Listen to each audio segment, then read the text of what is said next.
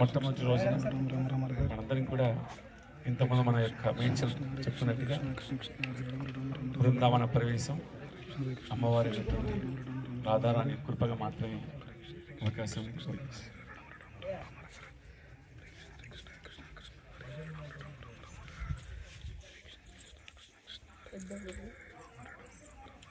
అని ఇంకో కనెక్ట్ అయితే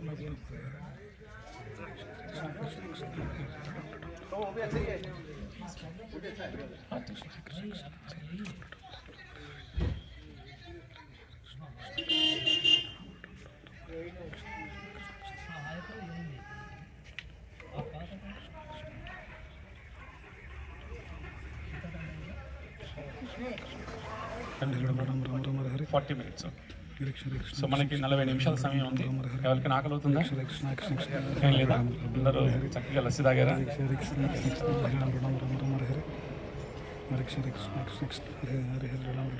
బృందావనము మనందరికీ కూడా తెలుసు, ఇది లీలా ప్రదేశం. సాధారణంగా తీర్థయాత్రలు కూడా ఒక దేవాలయం ఉంటుంది. మనం తిరుపతికి వెళ్ళామంటే ఒక దేవాలయం దర్శనం చేసుకుంటాం, ఉప దేవాలయాలు ఉంటాయి, అలా అయిపోతుంది. బృందావనం మాత్రం ఎలా దర్శనం చేయాలి? లీలా దర్శనం ద్వారానే అనమాట. లీలా వినడం ద్వారా దర్శించడం అనమాట. అందులో ప్రధానంగా మనం ఇంతకుముందుకు వెళ్ళినటువంటి ప్రదేశం ఒకసారి మనం అంటే యాక్చువల్గా మనం అందరం కూడా పరిక్రమ చేయాలనుకున్నాం, అది సాధ్యపడలేదు. మన అందరికీ ఈరోజు లేట్ అవ్వటం వల్ల ఒకసారి మానసికంగా అది చేద్దామా పరిక్రమ ప్రభుజీ? మానసిక పరిక్రమ. అందరు చాలామంది డివోటీస్ కొంచెం బాధపడ్డారు కూడా, ప్రభుజీ మేము ఎప్పటి నుంచి అనుకున్నాం అసలు పరిక్రమ చేయాలనుకున్నాం, మనం ఏ బర్సానాన్ని చేయలేకపోయాం అన్నారు. అందులో అన్నీ కాకుండా కొన్ని ముఖ్యమైనటువంటి ఘట్టాలు ఆ ప్రదేశాలు మానసికంగా దర్శనం చేద్దాం. మీ అందరికీ ఒక విన్నపం ఏమిటంటే, మామూలుగా వచ్చాం, ఇప్పుడు అమ్మవారిని దర్శించాం, రాధాకృష్ణ దర్శించామా, దర్శించిన తర్వాత వచ్చామంటే కనుక మర్చిపోవడం కాదు, అది ఏం చేయాలంటే మీరు ఫోటో ఫ్రీజ్ చేయాలన్నమాట.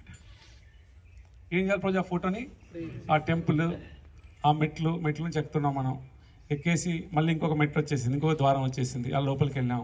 లోపలికి వెళ్ళగానే ఒక అద్భుతమైనటువంటి ఒక చక్కటి ఆసనం మీద రాధాకృష్ణ యొక్క చక్కటి విగ్రహ రూపాలు అవన్నీ కూడా మనం ఏం చేస్తాం అప్పుడు ఫ్రీజ్ చేసి 70 mm ఫోటోలాగా మన హృదయంలో పెట్టుకోవాలి.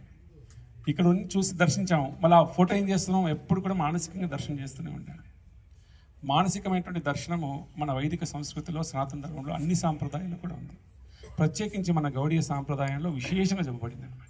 అంటే ఇక్కడ మనం ఇక్కడి నుంచి మేడ్చల్ వెళ్ళినా సరే ఆ ఫోటో మాత్రం ఎప్పుడు మనకి ఏం చేయాలి రోజు? మనసులో ఉండాలి వద్దా?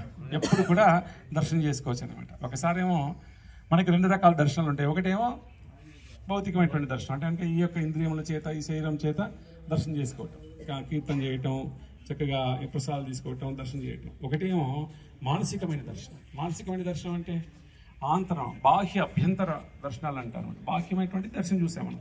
అభ్యంతర దర్శనం అంటే లోపల మన జీవితకాలం మన జీవితంలో ఇంకా ఉత్కృష్టమైనటువంటి ప్రదేశం అంటే బృందావనమే. అందులో ప్రత్యేకించి ఇంకా ఉత్కృష్టమైన ప్రదేశాలు ఇప్పుడు మనం చూస్తున్నాం. అందులో ఇంకా విశేషమైనటువంటి